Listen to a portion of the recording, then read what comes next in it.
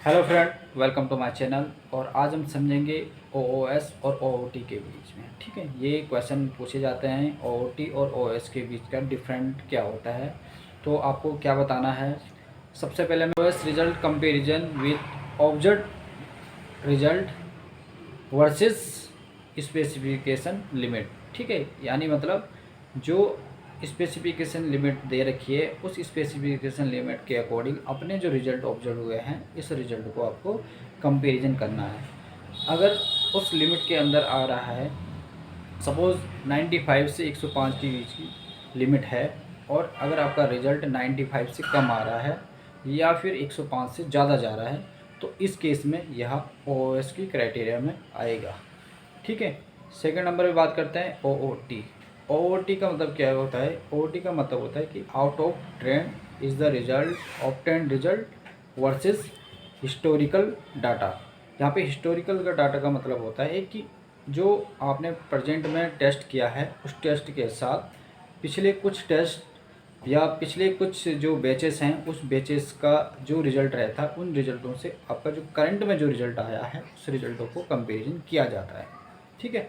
तो आपको बताना है ओएस का मतलब होता है कि जो आपका रिज़ल्ट ऑब्जर्व हुआ है और आपकी जो स्पेसिफिकेशन जो लिमिट है उस स्पेसिफिकेशन लिमिट से कंपैरिजन करना है, उसे कहते हैं ओओएस।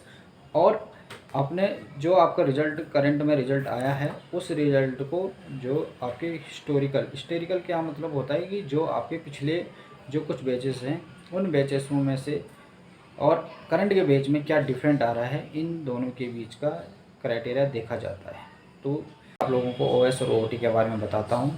सपोज किसी डॉक्टर ने आपको एक कोई भी पाउडर है, पाउडर को प्रिस्क्राइब कर रखा है या फिर आपको रिकमेंडेड कर रखा है इस चीज़ का कि आपको 4 से लेके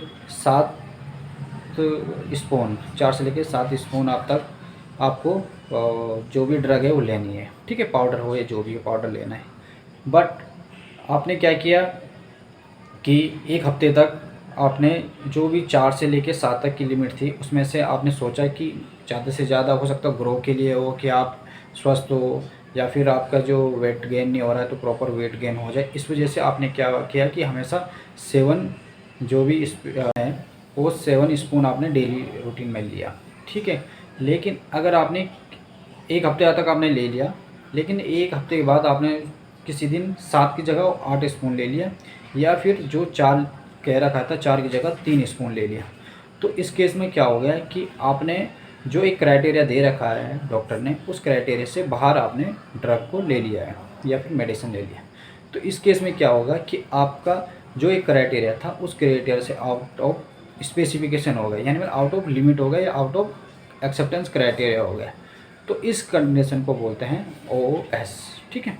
एक होता है आपका जो दूसरा होता है आपका ओओटी। ओओटी मीन्स जो डॉक्टर ने 4 से लेके 7 स्पून आपको दे रखा था कि आपको डेली लेना है, लेकिन आप शुरू में फर्स्ट वीक में आपने किया गया उसे 7 ने क्या कर दिया, 7 जो डॉक्टर ने आपको ड्रग दे रखी थी उस ड्रग के लिए आपने क्या कर दिया, जो शुरू से था वो आपने 7 स्पून ले रहे थे, लेकिन आपने क्या कर दिया अगले नेक्स्ट वीक में आपने वो चीज़ें जो 4 कर दी है।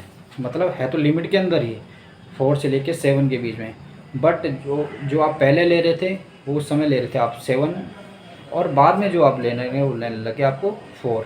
तो यहाँ पे यूएसपी हो या फिर फार्माकोपिया जो भी है या फिर गाइडलाइंस की बात करें हम, वो सिर्फ ये कहती है कि अगर आपके रिज़ल्ट में वेरिएशन आता है, यानी अगर इस जो भी आपने स्पून 7 ले रहे थे और वो आपने स्पून ले लिया है 4, तो यहाँ पे ये कहना चाह रहे हैं कि आप इसका रूट कॉज निकालें कि ऐसा क्यों हुआ कि जो आपको 7 डेली ले रहे थे, रिक्वायरमेंट थी आप जो 7 ले रहे थे वो आपने 4 क्यों लिए।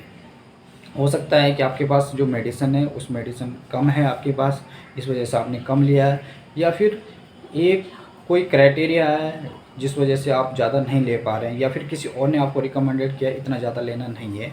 तो कहने मतलब यही है कि प्रोडक्ट में जो पिछले प्रोडक्ट हैं उनकी जो क्राइटेरिया थी बनने की प्रोसीजर थी, उस प्रोसीजर में कोई चेंजेस तो नहीं आ रहा है। अगर आपका रिज़ल्ट हमेशा 102 103 आता है और अचानक वो रिज़ल्ट आपका 98 के करीब आ रहा है, ठीक है। 95 से 105 की लिमिट है, लेकिन हमेशा वो 102 103 आता है, लेकिन यहाँ पे वो 95 96 आने लगे। तो कहीं ना कहीं आपके जो इंस्ट्रूमेंट है या फिर जो भी ऑपरेटर हैं, इनको कहीं ना कहीं ट्रेनिंग, प्रॉपर ट्रेनिंग से लेके और इसके बीच में हमें वेरीफाई करना ज़रूरी है।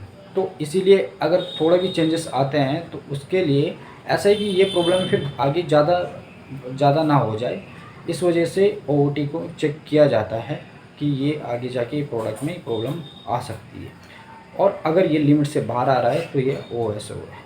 आई होप आप समझ गए होंगे कि ओ और ओओटी के डिफरेंट के बीच में। तो आपको जो भी ऐसा क्वेश्चन अभी आते हैं, अधिकतर पूछे जाते हैं, तो आपको आंसर कैसे देना है। अगर आपकी कुछ भी और राय है कि अगर आप चाहते हैं किसी और चीज़ पे वीडियो बनाने, तो आप ज़रूर कमेंट करें। ओके दोस्तों, थैंक यू।